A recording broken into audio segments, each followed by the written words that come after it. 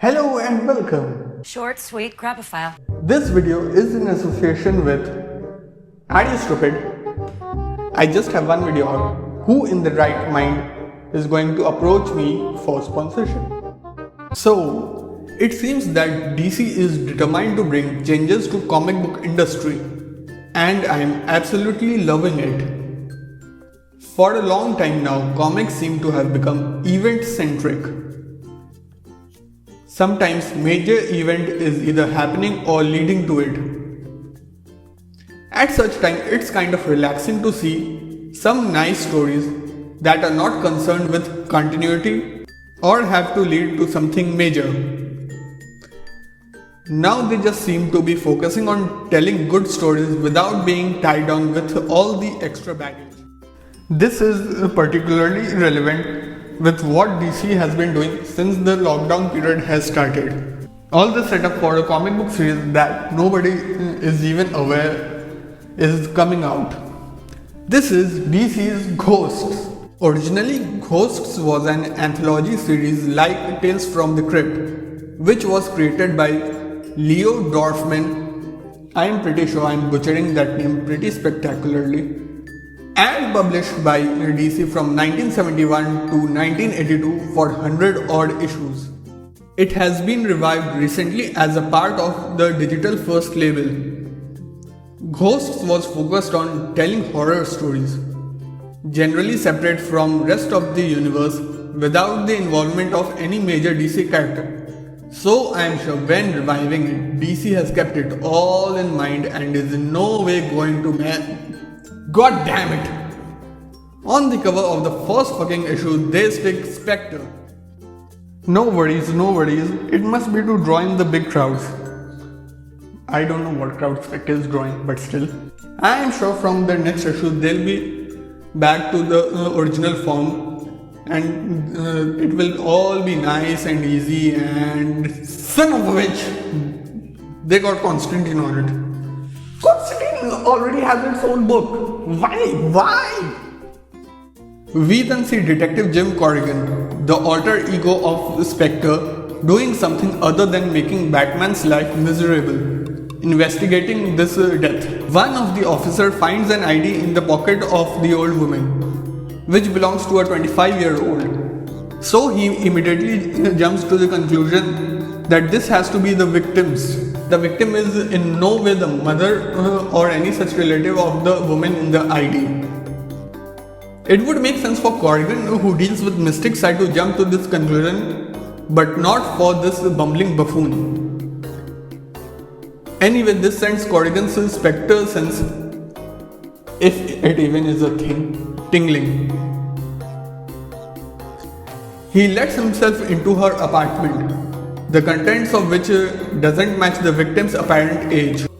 He then sees from the dust pattern on the shelf that something kept on the shelf has been moved recently. It has left behind a dark, evil aura. Checking her schedule, he sees that she had a visit at Drumiago's antique store.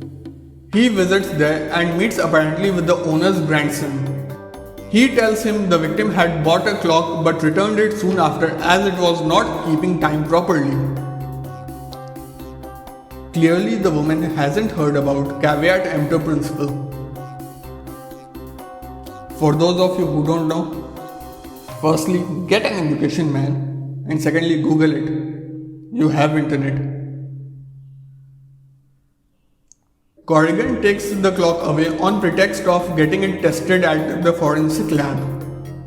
But in reality, he takes it back to his place.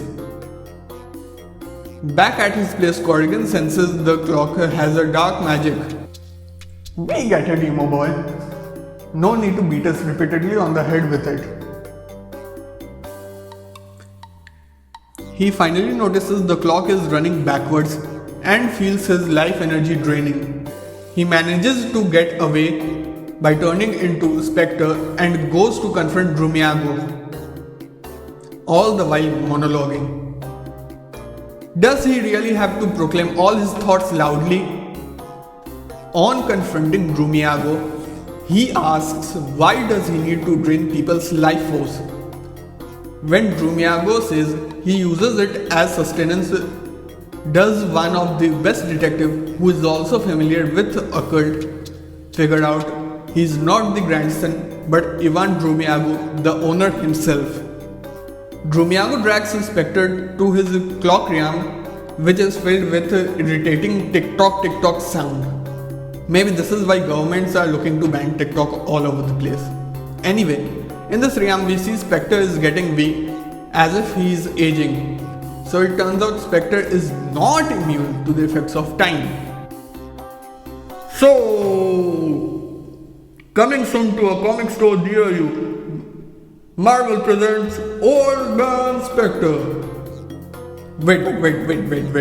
This is not Marvel. Cancel that. Ivan tries to consume Spectre's life force, but the energy proves to be too much for him.